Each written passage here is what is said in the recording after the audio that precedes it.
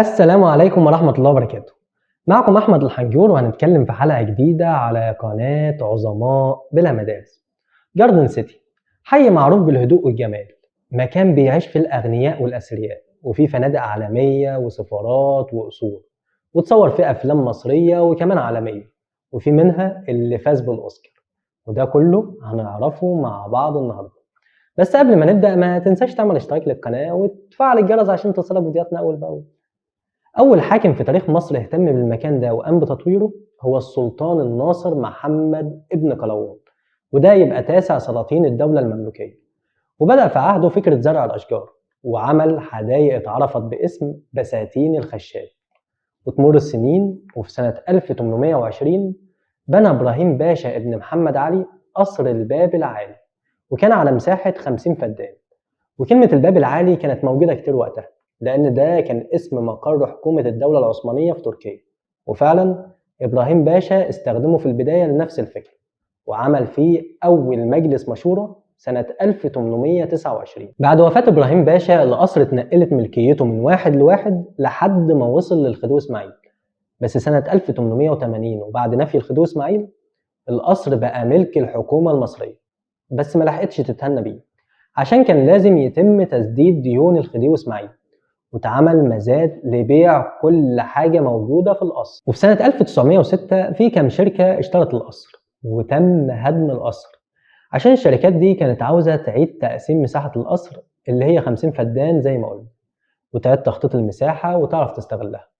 وكان من ضمن التخطيط إن يتعمل في المكان ده أشجار كتير، ويعتبر ده كان أول كومباوند في تاريخ مصر بالطريقة اللي هي متعرف عليها دلوقتي. وطبعا كان من ضمن التخطيط إن الحي يكون مليان أشجار، فتسمى جاردن سيتي، وده مصطلح إنجليزي معناه مدينة الحدائق. في قصور مميزة جدا في جاردن سيتي زي مثلا قصر الدبارة، وده كان قصر للأميرة أمينة إلهامي زوجة الخديوي توفيق وأم الخديوي عباس حلمي الثاني. بس الإنجليز سيطروا على القصر وبقى المقر الرسمي للمندوب السامي البريطاني في مصر زي مثلا اللورد كرومر. واتعمل مكان القصر ده بعد كده كنيسة إنجيلية سنة 1950. وكمان موجود في جاردن سيتي فيلا علي إبراهيم باشا، وعلي إبراهيم باشا ده يبقى الدكتور اللي عالج السلطان حسين كامل وعمل له عملية جراحية خطيرة، وبقى في سنة 1929 أول عميد مصري لكلية طب القصر العيني، وكان أول نقيب أطباء في مصر. وفي سنة 2000 اتصور في الفيلا دي فيلم الناظر، ودي كانت مدرسة عاشور في الفيلم. والفيلم طبعا من بطولة الفنان الراحل علاء ولي الدين وحسن حسني وهشام سليم وأحمد حلمي ومحمد سعد والفنانة بسمة، وإخراج شريف عرفة. أنا صلاح الدين عاشور ناظر المدرسة الجديد و... و... وعاوز أقول لكم إن بابا ما ماتش.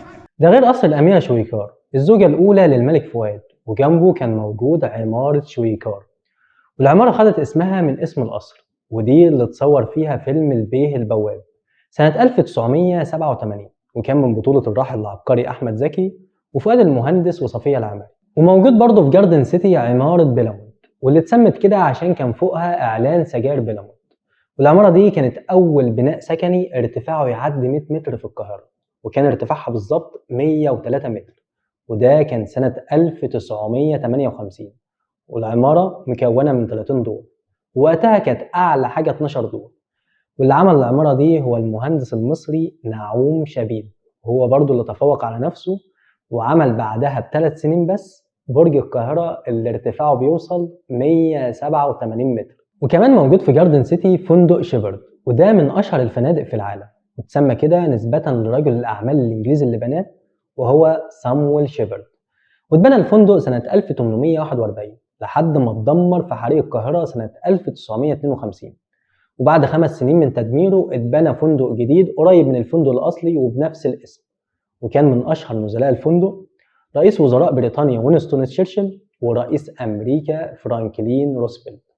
والفندق ده كان موقع لأحداث كروكيد هاوس لأجاسا كريستي. وفي سنة 1996 اتصور فيه مشاهد كتير من فيلم ذا انجليش بيشنت، والفيلم فاز بالأوسكار في نفس السنة وترشح ل 12 جايزة، فاز ب9 جوائز من ال 12: أفضل مخرج وأفضل مونتاج وأفضل تصوير وأفضل صوت وغيرها وغيرها من الجوائز. ومن أهم السفارات الموجودة في جاردن سيتي سفارة المملكة المتحدة وسفارة أمريكا وإيطاليا وبلجيكا وكمان سفارة اليونان. في حاجات دايما بتميز جاردن سيتي عن غيرها وفي تناسق واضح فيها، يعني مثلا معظم المساكن ما بتعديش 5 أدوار، وداخل العمارة حديقة حواليها سور، وسلم العمارة بيكون من الرخام، وبيكون في باب حديدي أسود منقوش على الطريقة الفرنسية، وفي الشارع شجر الكافور اللي طوله بيوصل لارتفاع المباني، وفي الشارع برضو بيكون في عمود نور وفوقه فانوس سداسي الشكل. أشهر عمل فني اتعمل عن جاردن سيتي هو مسلسل هوانم جاردن سيتي، وده اتعمل على جزئين سنة 1997 وسنة 1998، وكان من بطولة حسين فهمي وصفية العمري وعبلة كامل وهشام سليم وليلى فوزي ومدحة يسري وصابرين، ومن إخراج أحمد صقر. ودي كانت قصتنا النهاردة، شكرا ونشوفكم في حلقة جديدة.